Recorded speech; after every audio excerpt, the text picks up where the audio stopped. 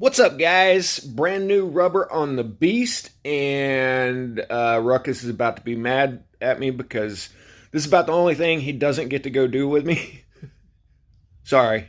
Sorry, buddy. But I got some interesting sky phenoms here that I thought I'd pass along. Yeah, we just got some colored blobs in the sky now, along with. I don't think red and purple are normal Aurora colors, and this comes from the geomagnetic storm that hit a couple days ago. And there's been a lot of these recently, and we're still quite a ways off from solar maximum in 2025. Anyone really interested in solar activity should check out Suspicious Observers, who does daily reports, and watch this massive ejection here. Yoop.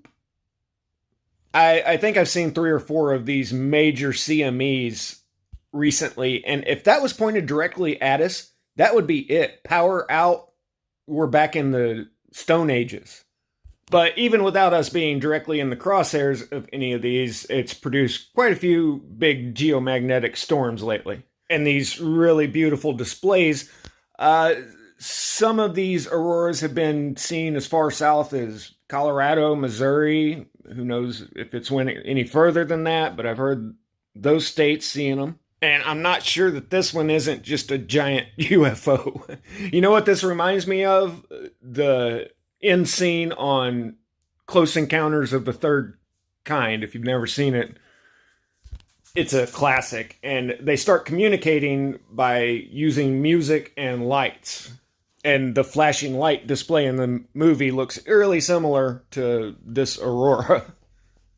I stumbled across a tweet here that I thought was kind of interesting. I don't know who this person is, but Erica says that most people don't realize the Earth has rings that are made of electricity. And if you guys don't know, I'm a big fan of the electric universe theory.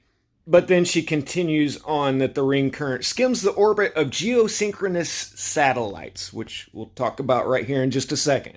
Here is another sight to see from a couple of weeks ago up in Alaska. And they're saying that this is due to a SpaceX launch. There was a similar spiral a month or two previous to that I reported on.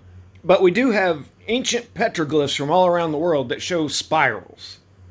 Now, here's the funny thing about, quote, satellites. A couple months ago, we had this, we'll say, Asian surveillance blimp that came over, and they were all worried about, it flew over the missile silos, and it was getting, this sensitive information in real time. And I can't believe I didn't hear anybody talk about this. So you mean to tell me that there's 10,000 satellites flying over every day, but this blimp was a big deal because it flew over Montana. And all the talking heads on the TV were like, oh yeah, but it's a big deal because they're getting real-time information. No. These silos take years to build, and so they're not moving these around every day. It doesn't matter if you've got the information from 5 days ago or from 5 years ago, you got the same information. So if you ask me, this blimp just verified that no, they don't have the technology that they've been gaslighting everybody about since the beginning of the Cold War. And just another fun fact here, you guys do know that the menorah isn't unique to the tribe of Judah. The image on the left is plasma in a lab, and this is spinning around incredibly fast. But on the right, you see what it looks like drawn out in 2 dimensions. So it's actually a exact copy of the menorah. And you guys do know that Hanukkah is the festival of lights. And I don't think they're talking about their little candlestick.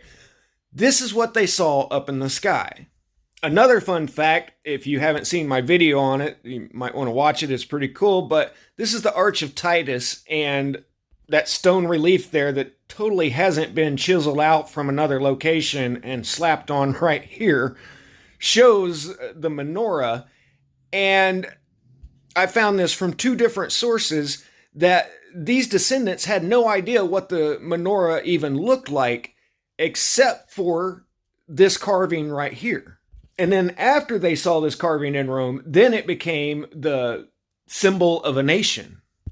Anyway, the menorah is a representation of the festival of lights that they saw in the sky, just like Squatter Man petroglyphs are all around the world.